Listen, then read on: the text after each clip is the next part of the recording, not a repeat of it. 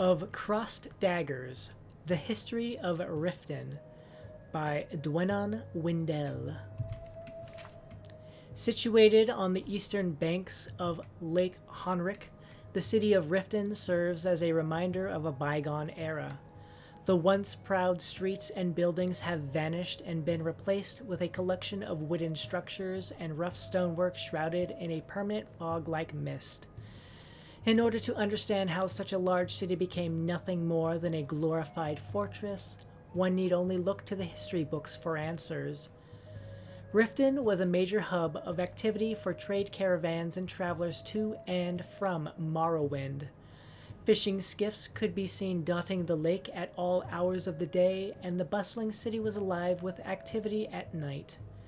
The city guard was formidable and maintained a tight grasp on its populace, keeping them safe from harm.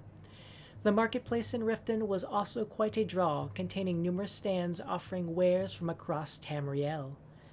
In 4th Era 98, amidst the confusion of the Void Knights, Hoskin Crossed Daggers was installed as Jarl when the previous Jarl had been assassinated. Although many believe that Hoskin was responsible and cries of protest filled the streets of Riften, the Jarl took the throne and immediately took action to protect his station. Using the city guard, he had the streets cleared of protesters and initiated a curfew. Any caught breaking the curfew was immediately jailed without process or executed if it was a repeat offense. For over 40 years, Hoskin ruled Riften with a black heart and an iron fist.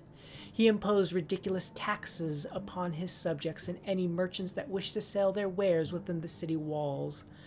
Hoskin kept most of the coin for himself, using it to construct a massive wooden castle with unnecessarily lavish quartering within.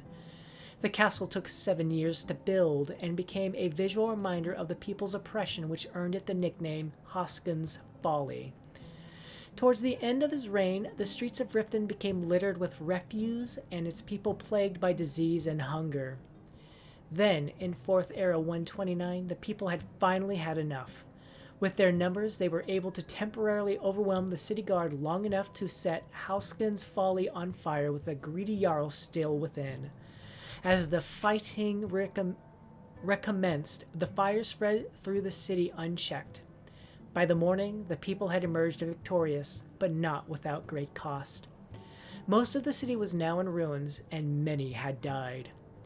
It took 5 years to rebuild Riften into the smaller city that it is today, and even though over 50 years had passed since then, it still has yet to fully recover.